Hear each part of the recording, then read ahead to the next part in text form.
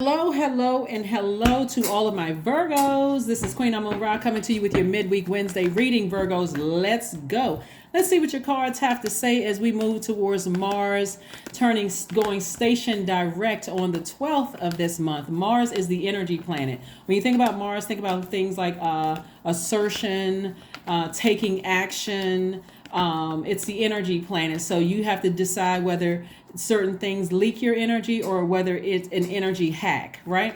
And then also Uranus is currently retrograde until the 22nd of January. Mars is retrograde until the 12th, and Mercury is retrograde, which is your ruling planet, until the 18th. So let's go. Let's see what your cards have to say. Let's see what your cards have to say. Let's see what your cards have to say. Let's see what messages are coming through. Mercury is the planet of knowledge and learning. What are you learning about yourself? Here we have the Justice card, the Moon card. We also have the Queen of Pentacles, the King of Cups, and also the Ten of Pentacles, right?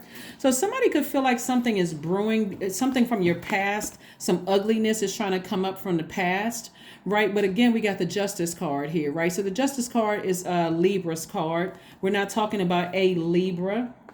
We're talking about this last quarter moon in Libra, right? And if thinking about something from the past is causing some ugliness to come up in your spirit, overthinking it, melancholy, being extra critical of a situation, source is saying to you, don't talk about it, or don't let it just sit there in your spirit. Sever ties with it, right? Because this is what you're trying to make room for. You're trying to make room of King and Queen of Pentacles, Ten of Pentacles, and King of Cups, right? King of Cups. Not only are you compassionate, but you're wiser because of it, right? And so you have all of this is feminine energy. Do you prefer to receive wisdom and compassion, for a situation, an extreme amount of wealth, as well as lessons that you can share with other people? And I'm not talking about the ugliness of a situation, but like maybe in a book, a podcast, or something where you're not necessarily mentioning people's names, but you are just helping people to learn and grow, and also grow your wallet in the meantime, and grow your the because money is directly tied to your attached to your relationships with other people. There's a lot of things. You can grow your audience, you can affect and help change other people's lives, just because they're gleaning from your experience, and that's making you a lot of money as well, so you can hire more people. I mean, it just has a greater effect, than just sitting in your soil and just causing ugliness to come up out of your spirit. Source wants you to take that sword that you see this sword right here, and cut off this ugliness right here. Cut off the ugliness. Every time I think about the situation, I weigh the pros and cons, I get upset all over again. Source is like, just sever ties with it, so you can make room for healthier things to come across your life, like new relationships with new people, friendships. You're talking about money. You're talking about ideas. You're talking about changing people's lives. You're not talking about something low vibrational. You're talking about changing people's lives, coming up with ideas. How can I help change the world? That stuff. Leave the low vibrational conversation for people who like being in that frequency of chaos and confusion. So again, I see your money growing. The energy of money is growing. This is where you want to plant your seeds. This is what you want to water.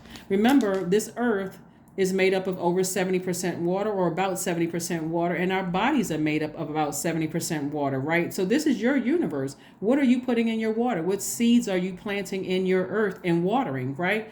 And so because our voice carries those vibrations, what are you giving life to? Are you giving life to something that somebody said that broke your heart and deeply disappointed you? Or are you saying, I forgive you? I forgive you. I'm wiser now. I get it. I forgive you.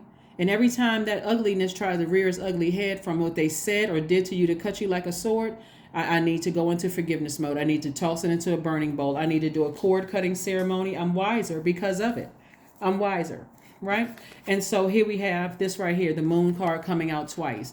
You're just allowing things to fall by the wayside, because otherwise this could be very overwhelming. Emotionally, it can be overwhelming if you're sitting in your beliefs. I believe that they did this because of that. I believe all of this overthinking about a situation, what makes you look low vibrational. It causes you to look low vibrational, right?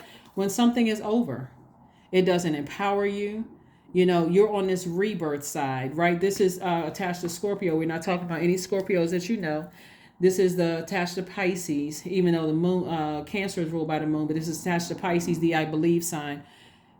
You're believing something real dark about a situation. You believe, okay, this is the end of it. So I'm ready for a rebirth within myself. Here we have the High Priestess Cancer, right? I feel like this is the end. I feel like this is the end of something. The only way that we can both, or you and whomever, person, places, or thing, have to have a rebirth from all of this is that some new rules need to be set in place, or everybody needs to be aware of what it's going to take to even have access to your universe. That's how you do it. If anything has access to it, some things are dead, and you're like, I'm not going to try to breathe life into it. I'm not watering that anymore. And you certainly don't want to water it if it's a lot of sword energy here that's hurt. That, sword energy is not like a butter knife cut. It's a real deep pain, that hits you straight to the core of your heart. But you got a lot of ancestors around you helping you through this entire process, Virgo. So that's what, you can create altars to your ancestors to thank them.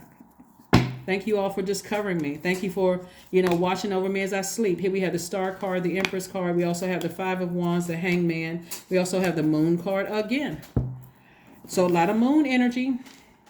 Lots of moon energy coming out. So this is like, somebody is like really in their feelings. They really believe like a dark energy. And so source is like, but the sun is going to shine again, right?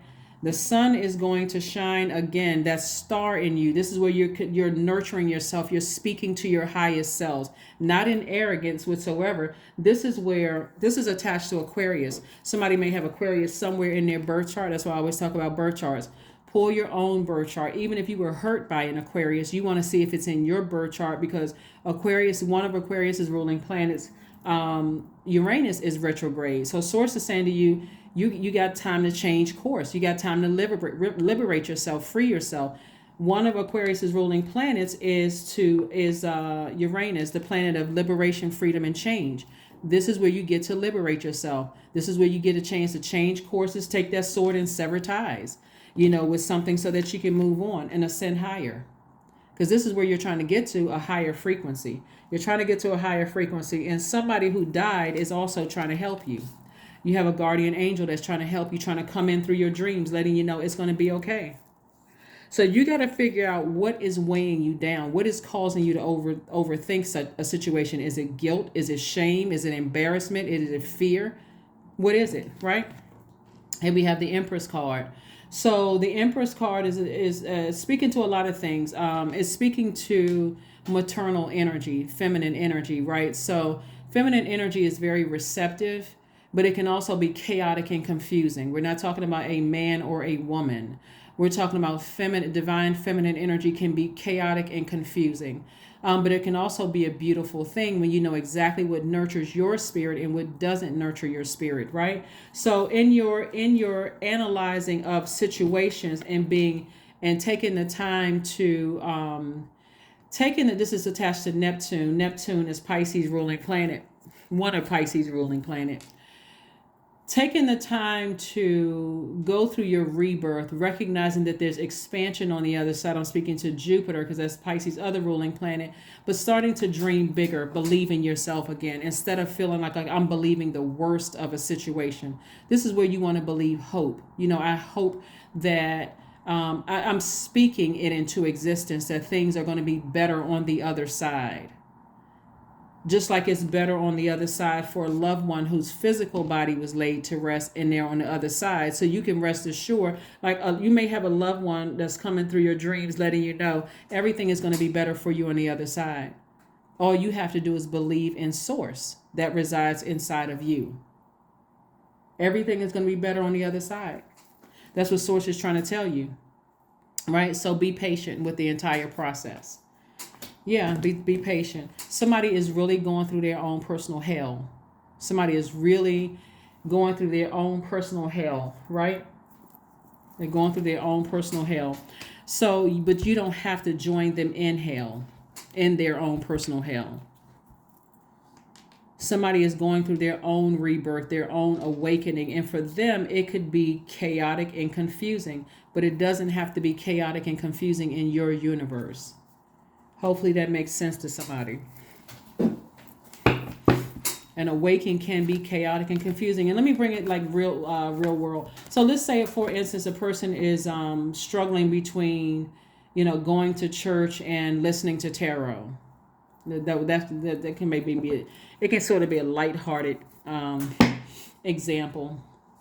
And maybe at church you're hearing people say, "Oh, you should never watch tarot. That's devil. That's devil. That's worship. Devil worship. Those people are crazy. Whatever." Right? Not that that would be offensive to me, but bottom line is that it's like this spiritual tug of war, and so some people will just completely shut down. I don't even want to hear about it because that's just evil. I've been taught X, Y, and Z, so on and so forth. But for you feel like it's speaking directly to you. So, like I said before, somebody's going through their own spiritual warfare, and you're receiving. Like I said, feminine energy is receiving, very receptive energy. You don't have to let them keep pouring toxins into your water. We got 3 moon cards up here, so you don't have to talk about it to every single person who wants to hear it either. You want to start focusing on, I'm healing. I'm going to be, I have control over this low frequency. So if I really feel like it keeps trying to rise up, I got a sword, my power, I can take action. I can balance out my own scales of justice. I can go ahead and sever ties with something so I can move on. I can leave that thing there. When we talk about Libra is ruled by Venus, just like Taurus is ruled by, but we don't see Taurus up here anyway. But Venus is ruled by, Venus is the planet of love and pleasure. When you think about Venus, think about things like pleasure, erotic love, sexual desire, enjoyment, relationships of all kinds, family relationships, which are platonic. You got romantic relationships, professional relationships. All of that is Venus. Cooperation, romance, you think about attraction, love, aesthetics, art, and music. All of those things connect you to Venus, right?